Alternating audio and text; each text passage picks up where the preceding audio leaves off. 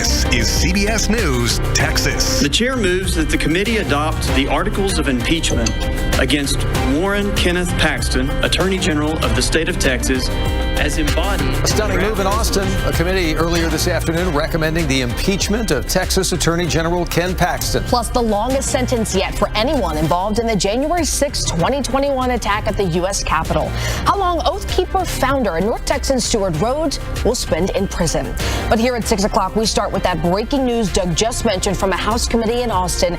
In the last 90 minutes, that committee voted to recommend impeachment articles be brought against Attorney General Ken Paxton. And the vote, by the way, was recorded on camera. Here's the moment it played out. The chair moves that the committee adopt the articles of impeachment against Warren Kenneth Paxton, Attorney General of the state of Texas, as embodied in the draft resolution, and direct the chair to file that resolution with the chief clerk of the House. The clerk will call the roll. Chair Murr? Aye. Vice Chair Johnson? Yes. Representative Guerin? Yes. Representative Longoria? Yes. Representative Spiller? Aye. There being 5 ayes, 0 nays, 0 present not voting, the motion prevails. Mr. Paxton has come under increasing scrutiny in recent days. Earlier this week, the very same House committee laid out allegations of wrongdoing by Paxton while in office as Attorney General. CBS News Texas political reporter Jack Fink has been following the allegations against Paxton all week. He's live in Dallas to explain, Jack, how we got here and what we can expect to happen next. I think that's what everyone's thinking about right now. Well, Nicole and Doug, I just got off the phone with a source who told me that at least 10 or 11 articles of impeachment are being recommended by the House General Investigating Committee against Texas Attorney General Ken Paxton. And so now everybody is wondering, when is the House going to be voting on this? I checked with various House members. One said potentially Saturday, but really everything is up in the air right now. They don't know. The next thing I asked was, are there the votes needed to impeach the Attorney General? And again, people still don't know. 100 votes are needed. All of this got started 2 days ago when Attorney General Ken Paxton accused the House Speaker Dave Phelan of being drunk on the House floor this past weekend. Now, the other thing that we can tell you is that after that happened, the Texas House General Investigating Committee announced it had been investigating Paxton since March, and a team of experienced prosecutors and investigators hired by the committee laid out their findings against Paxton. They said they found evidence that he committed abuse of official capacity, retaliation, and dereliction of duty relating to his alleged actions as the Attorney General on behalf of a campaign donor.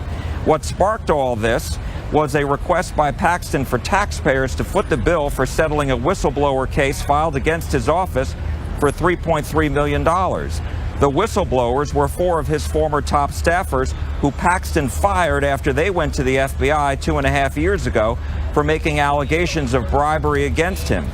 Paxton has repeatedly denied any wrongdoing, and just before the committee voted this afternoon to recommend those articles of impeachment against him, his chief of litigation went to that committee and demanded that they allow him to provide their side of the story. Obviously, that didn't happen.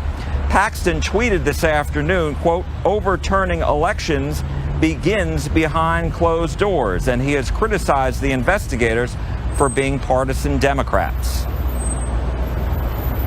Jack, I want to ask you here, as we watch this process, what happens if the House actually were to impeach Paxton? Like you said, 100 votes are needed.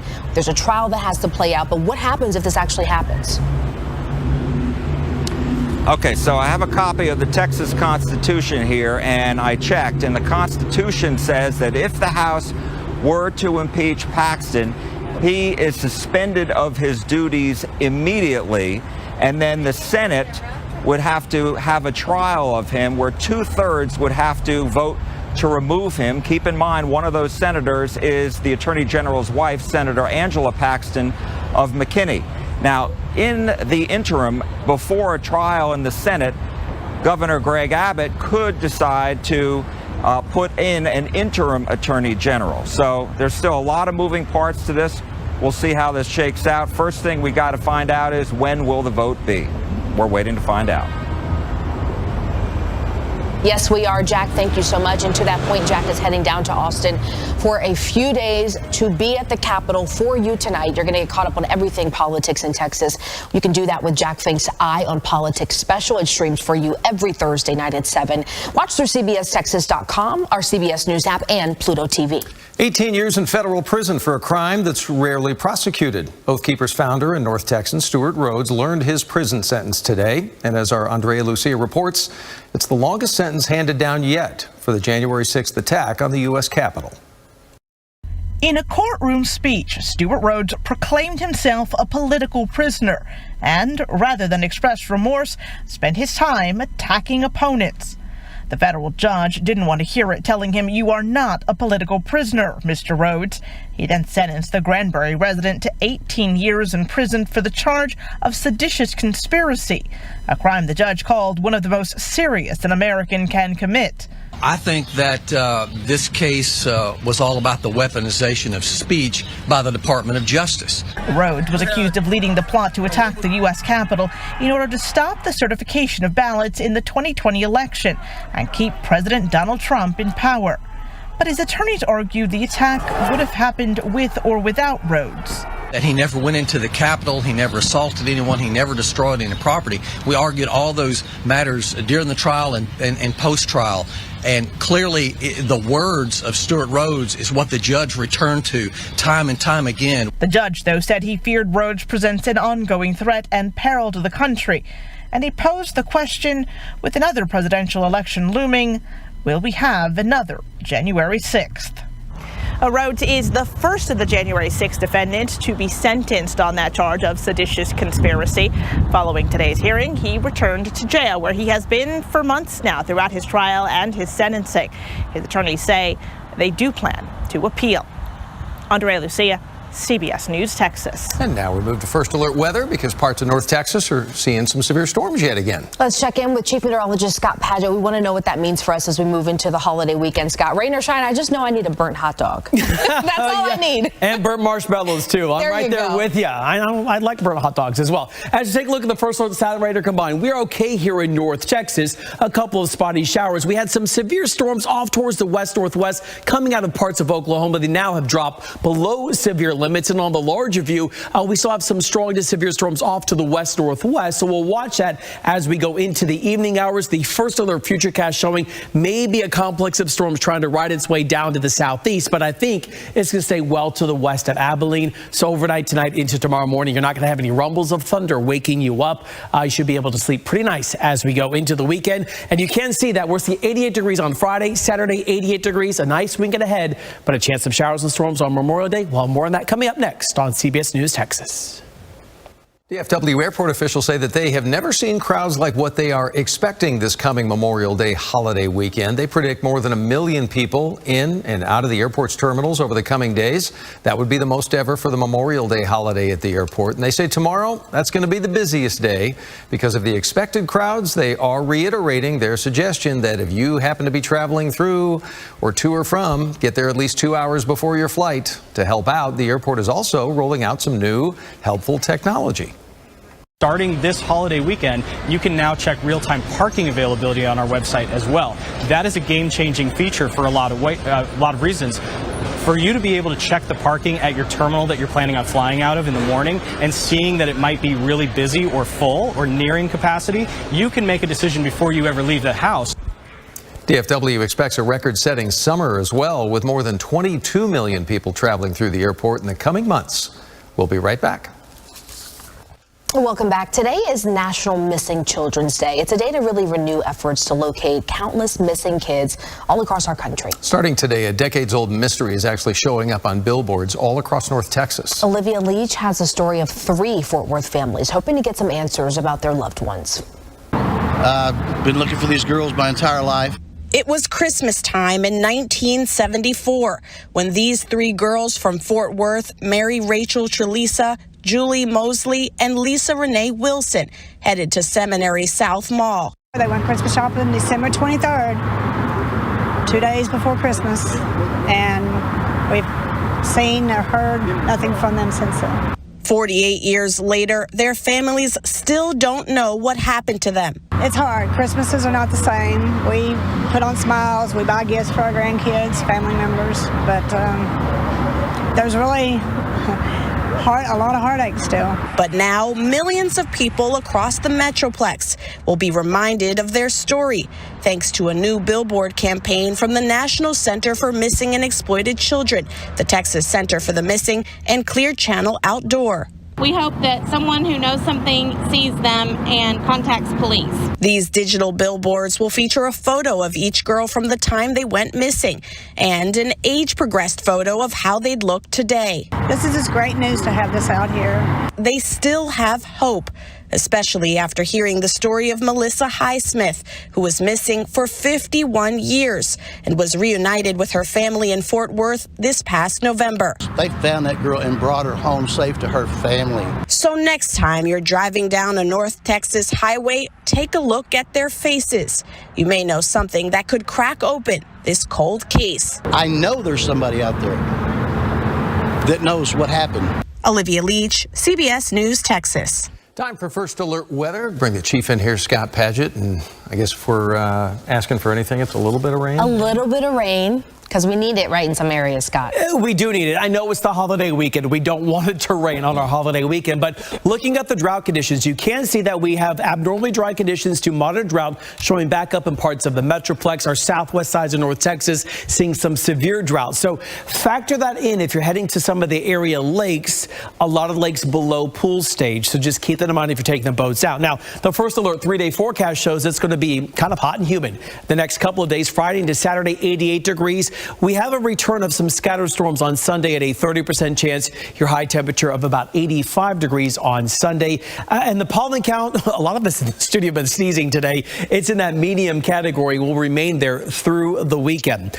Now, the First Alert satellite and radar combined shows some spotty showers work their way out of parts of Oklahoma into parts of Cook County. We also had a stronger storm that was at severe limits at one point, making its way down towards the southwest, but really died out southwest of El Dorado. So we can see off towards the west-northwest a couple of storms in parts of New Mexico and Colorado. We'll see if they are able to come together in a complex of storms and work their way down to the southeast. But for your travel forecast for Friday, not a lot of problems across the state. Arkansas, Louisiana looking all right. We're going to be seeing temperatures upper 80s to the low 90s holding together. But then as we go into Saturday, chance of some stronger storms developing in the Panhandle down to the Midland, Odessa area if you're traveling out towards the west. Here in North Texas, not too bad. Now on Sunday, a bit more cloud cover, a better chance of some scattered showers and storms around, higher rain chances further to the west. And then on Memorial Day, just stay weather aware. Right now, the rain chances around 40%. Want to alert you to that fact. If that increases, we might need to issue an alert for Memorial Day. But right now, nothing like that in place. 82 degrees, our winds out of the east at 5 to 10, a bit muggy as you step on outside. We're at 80 degrees in Gainesville to 81 in Greenville to 81 also in Waxahachie. So into tonight, not too bad as you step on outside, baby, get that walk around the neighborhood. Looking ahead at the First Alert 7-day forecast through your holiday weekend, mid-80s, rain chances and storm chances at 40% Monday. By Tuesday, rain chances around 30%. Then we trade the rain for some warmer temperatures. By Thursday, we're up to 90 degrees. Time now for CBS Sports Texas. Here we go, guys. It's win or stay home. It's do or die. As you can see, fans are starting to arrive to watch the Stars take on Dallas. And look, a fan just came over, a Star fan came over, and he's like, are they going to win or are they going to lose? And I gave it a little pause. I gave it a meaningful answer and probably a little longer than he expected. And I'm going to tell you the same thing that I just told Michael. Bottom line is the Stars have to do everything that it got them to this point. Everything that makes this team great, we have not seen in this series. And Tuesday was the most embarrassing, terrible game of the season when it counted most. But let's talk about that game, because bottom line is they have to make sure they don't repeat any of the same mistakes. You know, the only thing the Stars can do at this point is focus on tonight. So, Coach, I'd say your team is in a desperate position. Do you agree? I think that desperation is almost an automatic, you know, but it has to be controlled desperation, right? And a focused desperation. So the nice thing is we've been through an elimination game before and responded well, and I expect the same thing here tonight. That's what you want to be able to do, is to play your best, when the season's on the line, and obviously this isn't the situation that we wanted to be in, but it's the reality now, and teams have came back from down 0-3 before, so why not us? Why not us? Well, it has happened 4 times in NHL history, so why not the Stars? We're remaining optimistic. It's Stars taking on Vegas. We will have all your highlights tonight at 10. But look, there is a lot going on. We got to talk about the Cowboys, and for that, let's head out to the Star, and that's where we find Bill Jones. And Bill, it all starts tonight. That's right. And, the Cowboys or the Stars are where the Cowboys wish they could be, playing for a conference championship. And today was our first opportunity to see the 2023 Cowboys on the practice field here at the Star in Frisco. Cowboys wrapping up their first week of OTA workouts, and among the most intriguing storylines revolves around Dak Prescott, who tied for the league lead in interceptions last year. Kellen Moore is gone. Mike McCarthy taking over the play calling with Brian Schottenheimer, the new offensive coordinator. Obviously, there's some ads, some things taken out. I think you just get an overall feel of maybe the game's going to just be called a little different. I mean, it's not like we've done thrown away our playbook and tried to start over or anything like that. And I mean, obviously, we've had some success. So there is good there. So obviously, we had to take that and just really detail the hell out of just everything that we're doing. I think plays that we've already had, new plays in, just understanding the purpose, and just make sure everybody knows the why and what their purpose is in their play and in their role. So just detailing it all, I think, is going to make us play faster and be better. Big week of golf here in the Metroplex. First round of the Charles Schwab Challenge at Colonial in Fort Worth. How's this for a home course advantage? Former TCU Horned Frog Tom Hoagie holes out for eagle from 154 yards on number 7. Tom Hoagie tied for third at 4 under 66. 4 shots behind rookie Harry Hall of England, who cards an 8 under 62 today. And first round of the Senior PGA Championship at brand new PGA Frisco. 63-year-old Dallas resident Corey Pavin with the shot of the day. A hole-in-one on the 183-yard 4th hole. 2-time Colonial champ, former U.S. Open champ Corey Pavin, 1 under 71. Padraig Harrington, an 8 under 64, and has a 2-stroke lead. And Doug and Nicole back at Colonial. Scotty Scheffler is at 3 under par. Jordan Spieth 2 over. And, of course, Michael Block, the club pro from California. It was a forgettable first round for him. He shoots an 81 today. Yeah, watched a little bit of that today. Yeah, Too bad. Wasn't that great? Bill, thank you so much. We'll be right back. Here's what's coming up tonight on CBS Texas. Brought to you by Standard Insurance. Proudly serving North Texas since 1954.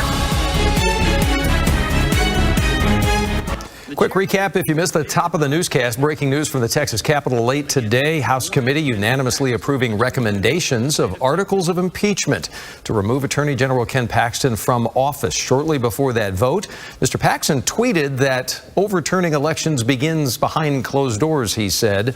The House can now vote whether or not they want to impeach the Attorney General. That could happen as early as tomorrow. As such, reporter Jack Fink is going to be on the road to Austin for all of us and for you tomorrow. And with that, we thank you for watching CBS News Texas. We'll see you back here at 10 o'clock.